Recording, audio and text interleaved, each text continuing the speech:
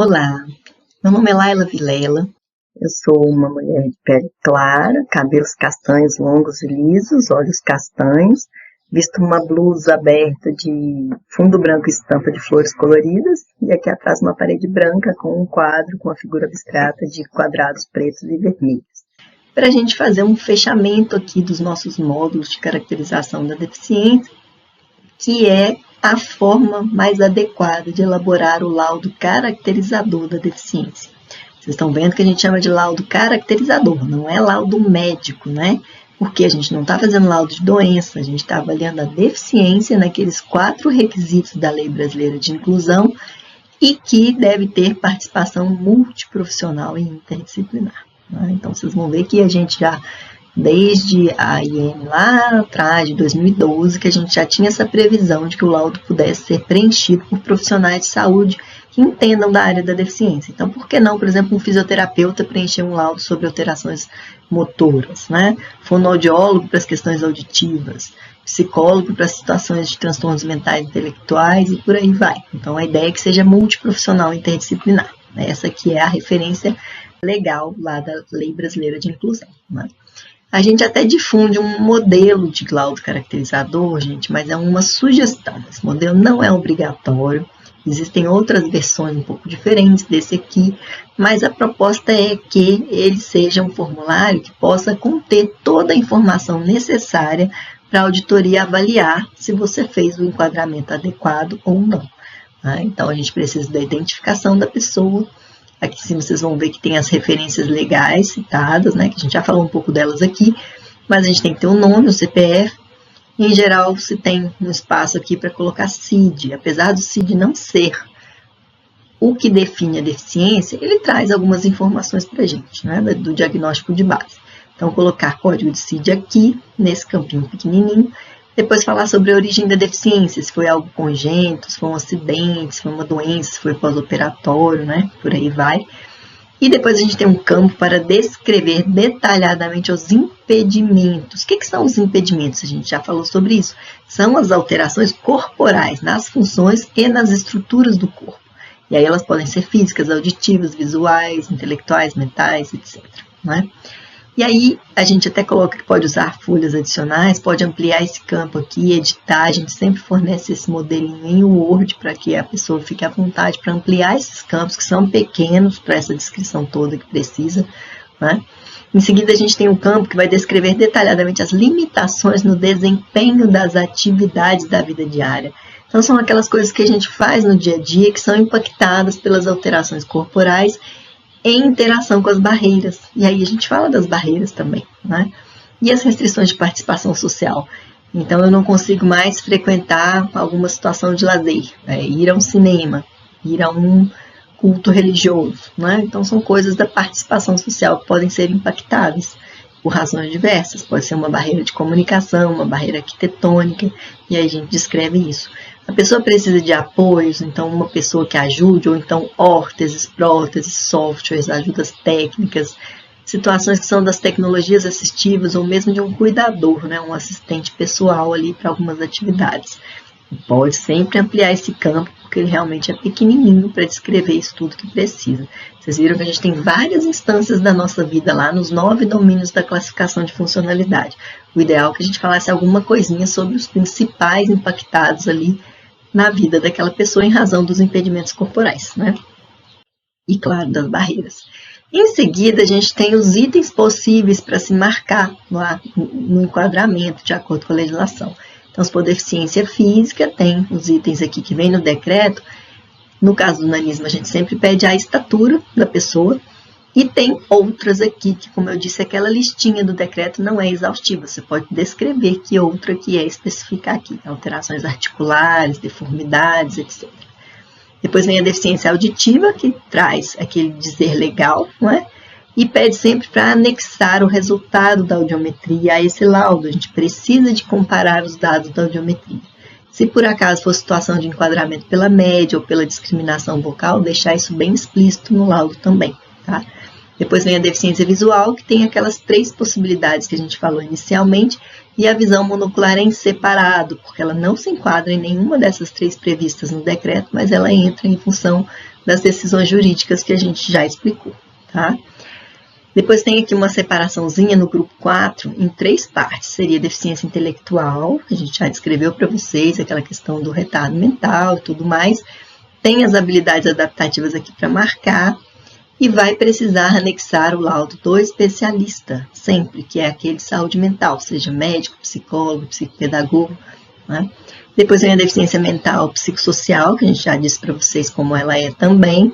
E aí tem que ter laudo do especialista da mesma maneira e tem que marcar as habilidades adaptativas comprometidas aqui, tá certo? Depois tem o item específico do espectro autista, que entra também na deficiência mental, mas vai requerer o laudo do especialista e a marcação das habilidades adaptativas do mesmo gênero. Para economizar espaço, a gente cita para marcar no quadro acima, que está aqui na deficiência intelectual. Ah, mas não quero marcar, quero descrever lá em cima no campo aberto. Não tem problema também não, tá? E tem a situação de deficiência múltipla, que seria a associação de 2 ou mais dessas. Aí tem que assinalar cada uma aqui nos outros campos e tem que comprovar cada uma delas de acordo com essas regrinhas que a gente falou aqui. Lembrando que para deficiência visual a gente sempre precisa de um laudo oftalmológico que vai dizer sobre a acuidade visual, pela tabela de Snellen, que é aquela 20 barra qualquer coisa que eu expliquei para vocês, ou o somatório do campo visual, que a gente já viu também por quê, né? Aí a gente sempre precisa de umas informações complementares aqui. A deficiência física é a única que o exame clínico e físico feito lá pelo avaliador é suficiente para enquadramento, desde que ele descreva em detalhes a situação encontrada, né? Tanto de alterações corporais quanto de limitações de funcionalidade para atividades do dia a dia. E aí depois a gente tem uma conclusão, que a pessoa está enquadrada dentro de todos os dispositivos legais que a gente citou, né? E aí a assinatura do profissional de nível superior daquela área, especialidade da saúde ali, que ele entende da deficiência, vai colocar a data. E lembrar que isso aqui é um laudo caracterizador, isso aqui não tem nada a ver com o ASO, né? O atestado de saúde ocupacional. O atestado, gente, ele vai avaliar a aptidão, ele é um documento administrativo, ele não tem informações de saúde da pessoa, ele só vai dizer se a pessoa pode ou não trabalhar naquela atividade ali a que se propõe, né? Aí, como eu disse para vocês, a gente tem sempre uns documentos adicionais, além do laudo caracterizador, a gente tem os laudos do especialista, quando é doença mental e intelectual, do oftalmologista com acuidade ou campo visual, se necessário, o resultado da audiometria, né, que é o audiograma para as perdas auditivas. E no final do documento, a gente coloca sempre um item que diz que a pessoa está ciente que está sendo enquadrada na cota de pessoas com deficiência reabilitadas e que autoriza a apresentação desse laudo e dos exames para fiscalização do trabalho. Porque aqui você resolve 2 situações. Uma, que a pessoa ela precisa concordar de estar na cota. A Lei Brasileira de Inclusão, no seu artigo 4, ela trouxe isso no parágrafo 2º, dizendo que a pessoa com deficiência ela não é obrigada à fruição dos benefícios previstos na lei. Ela tem que querer.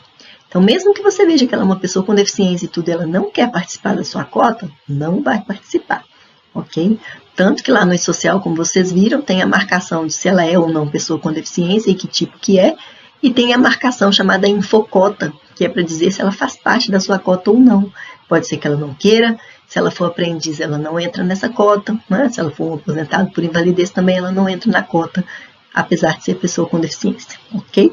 Então, é por isso aqui, porque tem essa liberalidade lá na LBI. A pessoa pode não querer. E a outra condição que a gente resolve aqui com essa autorização é quanto ao sigilo, né? Que muitas pessoas se preocupam, mas tem sigilo médico, eu não posso entregar os exames. Primeiro que todo servidor público também é sujeito a sigilo. A gente não vai sair divulgando informações das pessoas. E segundo que sigilo é do paciente. Se ele autoriza a passagem dessa documentação para a fiscalização do trabalho, acabou o problema definitivamente, né? Por 2 lados. Porque a gente também tem sigilo como servidor e porque a pessoa autorizou. Aí os médicos podem ficar bem tranquilos nesse sentido, né? Os profissionais de saúde em geral, tá? A gente recebe muitos laudos com problemas, né? Laudos ilegíveis, que a gente não consegue ler a letra, ou porque a cópia é muito ruim, ou porque a letra não é boa mesmo, né? Infelizmente tem muito isso. A descrição insuficiente da deficiência, né? Não tem as limitações para o dia a dia, às vezes coloca só um código de CID lá e mais nada. Não pode fazer caracterização da deficiência assim, tem que ser um detalhamento das limitações para as atividades. Ou falta o exame complementar que a gente sempre precisa, audiometria, campimetria, etc. Ou não tem a assinatura do empregado concordando com a entrada na cota. e a autorização não é para passar essas informações para fiscalização. Isso é o que a gente mais vê de problema em relação aos laudos. Mas uma outra coisa que as pessoas sempre me perguntam também é sobre validade dos laudos. Gente, pressuposto da deficiência é que seja impedimento de longo prazo. A grande maioria das alterações ali que geram a experiência de deficiência, elas não mudam. Então, por exemplo, a pessoa nasce com uma síndrome de Down, só porque ela teve um relatório lá da infância, ele não serve mais? É claro que serve, a gente sabe que isso não muda. A pessoa perdeu uma parte do corpo, isso muda? Não muda. Perda auditiva neurosensorial também não muda, não é? Deformidades, as alterações cognitivas em geral, nada disso vai ter alteração ao longo do prazo. Então, não faz sentido ficar pedindo laudos novos para a pessoa ali apresentar. Até porque, se a empresa acha que ela precisa de mais informações para caracterizar a deficiência, é ela que é responsável por agendar o especialista e arcar com os custos. Por quê? Cabe à empresa comprovar perante a fiscalização que ela cumpre a cota. Se ela não tem a documentação necessária para comprovar, é ela que tem que providenciar, não é o trabalhador que tem que sair correndo atrás de um laudo no SUS que pode demorar um tempão, tá? Então tem que ter essa cautela. E evitar o desgaste. Se são coisas permanentes, não tem que se fazer novo laudo em hipótese alguma, tá bom? E outras coisas que são de simples avaliação, o exame clínico. Não precisa ficar mandando para o especialista para avaliar grau de força, grau de amplitude de movimentos. Isso aí a gente consegue ver no exame clínico normal, né? E o que pode alterar? Situações, por exemplo, como ceratocone, que eu já dei o exemplo que pode passar por uma cirurgia e mudar, aí a pessoa é reavaliada e vê se ela ainda preenche os critérios ou se não ficaria mais na cota.